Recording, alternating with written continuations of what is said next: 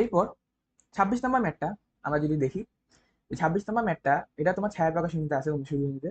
তো এখানে বলা হয়েছে যে টি ইজ ইকুয়াল টু 2 সেকেন্ডে 0.2 কেজি বস্তুর যে অবস্থান এবং বেগ তা আমাকে বের করতে হবে। আচ্ছা দেখো, টি ইজ ইকুয়াল টু 2 সেকেন্ডে আমাকে কাহিনী কি বের করতে হবে। এখন দেখো ওকে আমি ইনিশিয়াল একটা ভেলোসিটি দিয়ে দিছি, একটা ইনিশিয়াল ভেলোসিটি দিয়ে দিছি, সেটা হচ্ছে আমার 0.5 মিটার পার সেকেন্ড। ঠিক আছে, 0.5 মিটার পার সেকেন্ড। এখন আমাকে বলো, আমাকে যদি এটার মানে 2 সেকেন্ড পর তার বেগ নির্ণয় করতে হয়, তাহলে আমি কি করব?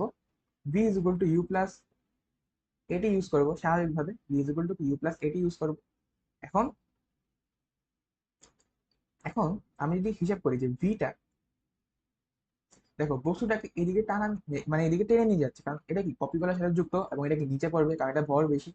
তাহলে বস্তুটাকে যেহেতু এদিকে টেনে নিয়ে যাচ্ছে, তাহলে তার ভ্যালোসিটিটা হবে এদিকে, এদিকে তার ভ্যালোসিটি, এবং তার সরণটাও হবে কি এদিকে, এবং তার যে আদি বেগ সেটা কি আসলে উল্টা দিকে আছে। তাহলে ভি সমান ইউ প্লাস এটি, এটা লেখার জায়গায় আমাদের লিখতে হবে মাইনাস ইউ প্লাস এটি। এগুলো কিন্তু one kind of vector calculation. যদি ডিরেকশন উল্টা থাকে, যার ডিরেকশনটা উল্টা তার আগে কি মাইনাস দিতে হবে, গতিবিদ্যার মধ্যে আমরা পড়ছিলাম। ঠিক আছে, এখন কথা হইলো আমি ইউ জানি, ইউ হচ্ছে আমার -0.5। ঠিক আছে, এ এর মান বের করতে হবে, আর টি হচ্ছে আমার 2 সেকেন্ড। এর মান বের করতে হবে, এ হচ্ছে কি এক্ষেত্রে মন্দন, কারণ আমি ব্যাগ দিছিলাম একদিকে, আচ্ছা ব্যাগ দিছিলাম একদিকে, আমার ত্বরণটা উল্টা দিকে কাজ করতেছে। তাহলে এই ক্ষেত্রে আমার ত্বরণটা কি হবে? টপিক্যালের সাথে যুক্ত, তাহলে এর পুরো সিস্টেমের ত্বরণ কি হবে? আমি বলছিলাম সেটা হবে আমার F external divided by total যে মাস সেটা। তাহলে এফ এক্সটার্নালটা এখানে কি, পুরো সিস্টেমটাকে যদি আমি এদিকে মুভ করাতে যাই, তাহলে আমার এক্ষেত্রে সহায়ক বল কোনগুলো আছে? জাস্ট ওর ওজনটা আছে।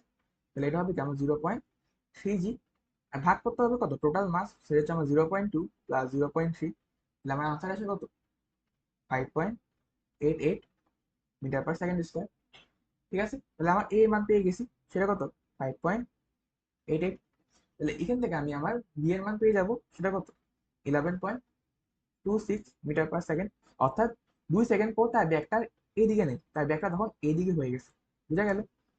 আচ্ছা, বি তো বের করলাম, এখন আমাকে অবস্থান বের করতে হবে। অবস্থান মানে তার ডিস্টেন্স বের করতে হবে, মানে এখান থেকে তার ডিস্টেন্সটা বের করতে হবে রেফারেন্স ধরে।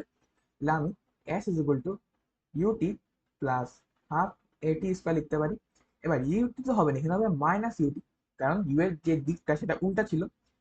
তাহলে এখানে হবে -0.5 into 2 plus half into 5.88 into 2 square. তাহলে আমার যে এস এর মান আসে সেটা কত? 10.76 মিটার।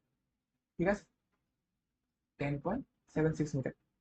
এখন আমাকে তার অবস্থান বের করতে হবে না, তাহলে আমি কোন একটা জিনিসের সাপেক্ষে লিখতে পারি। তাহলে আমি বলবো যে এই যে এজ, এই যে কোনাটা আছে, যে এজ আছে, এই এজ থেকে তোমার 14 মাইনাস 10.76, এটা হচ্ছে কত?